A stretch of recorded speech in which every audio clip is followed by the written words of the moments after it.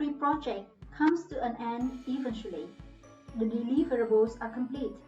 It's like the party is over, and now it's time to clean up.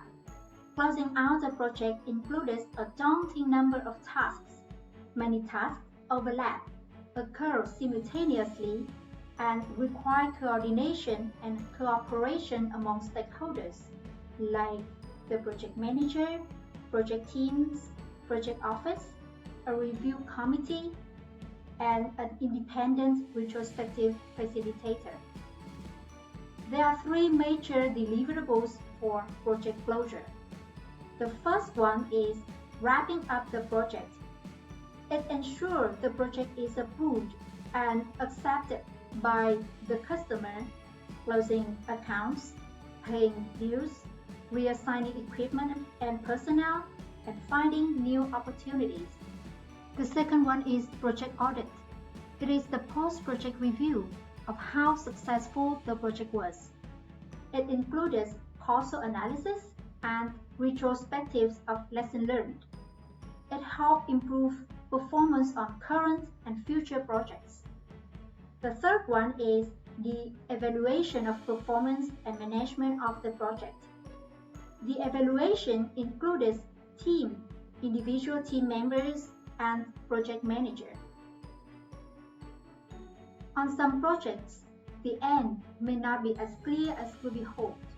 Regular project reviews will identify projects having endings different from plans.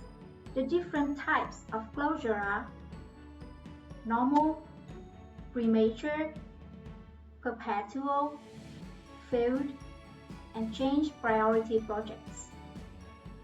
Normal closure conditions is the most common circumstance for project closure. It is the completed project with some modifications in scope, cost, or schedule.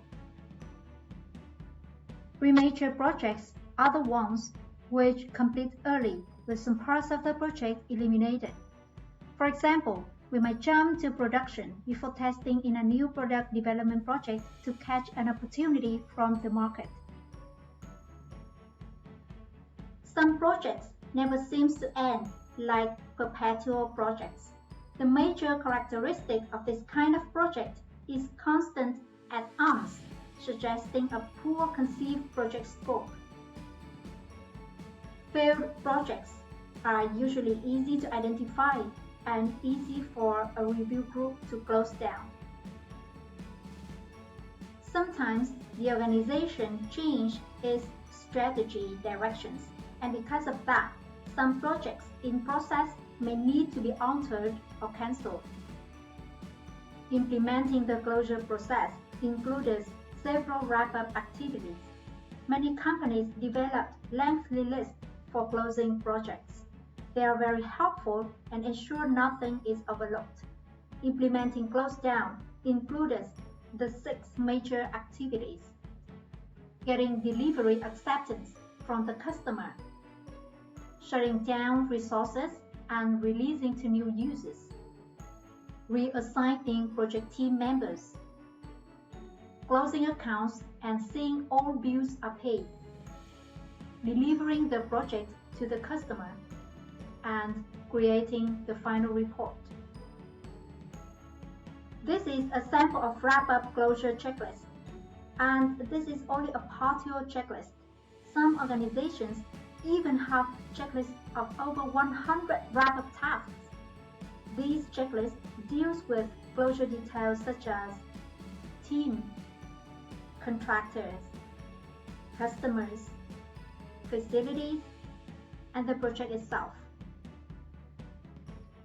Now, we move to project audit deliverable. I will describe it briefly because we don't concentrate much on this issue. I must say, these audits are more than the status reports when you are in executing phase and implement controlling activities. To be clear, project audits do use performance measures and forecast data. But project audits are more inclusive. Project audits not only examine project success, but also review why the project was selected. Project audits can be performed while a project is in process, and after a project is completed. In-process project audits concentrate on project progress and performance and check if conditions such as its priority or mission have changed. On the other hand, post-project audits tend to include more detail and depth than in-process project audits. Project audits of completed projects emphasize improving the management of future projects. The audits are more long-term oriented than in-process audits. The depth and detail of the project audit depend on many factors, but there's still one principle. The audit should be carried out quickly. So, plan the audit and limit the time for the audit. And the report should be as positive and constructive as possible. The purpose of project evaluation is to assess how well the project team members, and project manager performed. Project evaluation or performance evaluation is one of outcomes in a project closing phase. In terms of team evaluation, besides evaluating team performance based on time, cost, and specifications, organizations should consider evaluating the team building process, effectiveness of group decision and problem-solving processes, group cohesion, trust among team members, quality of information exchanged, and customer and user satisfaction with project deliverables. Before an evaluation of project team can be effective and useful, a minimum core of conditions needs to be in place before the project begins. Some typical conditions are listed here in the form of questions, like: do standards for measuring performance exist?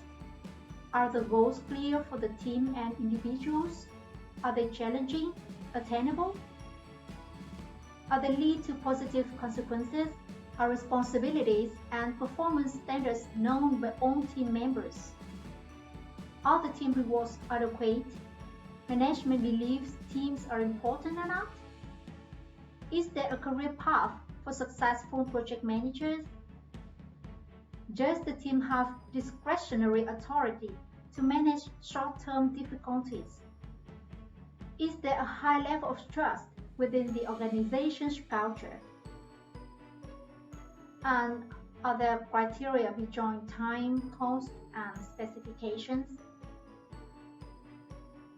When we talk about individual evaluation, the concentration is on team member and the project manager. Organizations vary in structures, and it affects the involvement of the project manager into the appraisal process of team members. One process that appears to be gaining wider acceptance is the multi-rater appraisal, or 360-degree feedback, which involves feedback concerning team members' performance from all the people they work affects. It will include not only project and area managers, but also peers, subordinates, and even customers. Regardless of the method, the project manager needs to sit down with each team member and discuss his or her performance. Here are some tips for conducting performance reviews.